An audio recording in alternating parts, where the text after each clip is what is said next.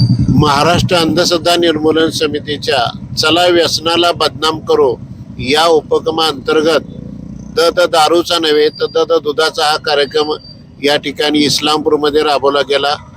आज समाजामध्ये जसे अंधश्रद्धांचं प्रमाण वाढतंय तसं व्यसनी लोकांचंही प्रमाण वाढतंय।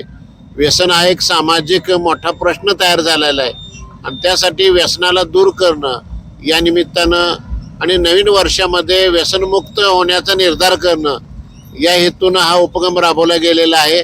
त्याचबरोबर महाराष्ट्र अंधश्रद्धा निर्मूलन समितीच्या वतीनं नवीन वर्षाचे सभासद नोंदणी अभियान सुरू केलेलं आहे। सर्वांना नमस्कार। महाराष्ट्र अंधश्रद्धा निर्मूलन समिती शाखा इस्लामपूरच्या वतीने द दुधाचा हा उपक्रम आज आयोजित करण्यात आला। त्याचबरोबर सभासद नोंदणी अभियान हे राबवलं। जवळपास 100 पेक्षा जास्त सभासदांची आज नोंदणी झालेली आहे। त्याचबरोबर महाराष्ट्र अंधश्रद्धा निर्मूलन समितीची ही दिनदर्शिका एक आदर्श दिनदर्शिकेचं सुद्धा इथं विक्री केली। जवळपास 200 पेक्षा जास्त दिनदर्शिकांचं आज विक्री होऊन मोठा प्रतिसाद आज लाभलेला आहे। महाराष्ट्र अंधश्रद्धा निर्मूलन समिती ही नरेंद्र दाभोलकर स्थापित आहे। 9 ऑगस्ट 1989 साली स्थापन झालेली ही समिती आज 365 पेक्षा जास्त शाखेमध्ये कार्यरत आहे। संपूर्ण महाराष्ट्रातील प्रत्येक तालुक्यामध्ये ही अनिच्छा शाखा कार्यरत आहेत।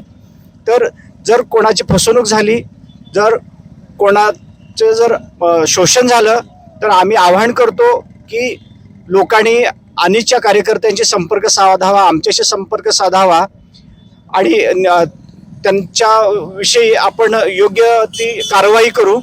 तर महाराष्ट्र अंधश्रद्धा निर्मूलन समिती पंचसूत्रीवरती कार्यरत आहे। ही पंचसूत्री अशी आहे: शोषण करणाऱ्या, फसवणूक करणाऱ्या व दिशाभूल करणाऱ्या अंधश्रद्धांना विरोध करणे, वैज्ञानिक दृष्टिकोनाचा प्रचार व प्रसार करणे, त्याचा अंगीकार करणे, धर्माची विधायक व कठोर आणि कृतिशील आणि कालसुसंगत चिकित्सा करणे, संत आणि समाजसुधारकांचा वारसा, संविधानाचा मूल्य आशय कृतिशील करणे, त्याचबरोबर व्यापक परिवर्तनवादी चळवळीशी जोडून घेणे, संत आणि समाजसुधारकांचा आणि संविधानाचा मूल्य आशय वृद्धिंगत करत असताना विवेकवादी दृष्टिकोन स्वीकारणे, या विचारावर, या पंचसूत्रीवर अनिस ही कार्यरत आहे।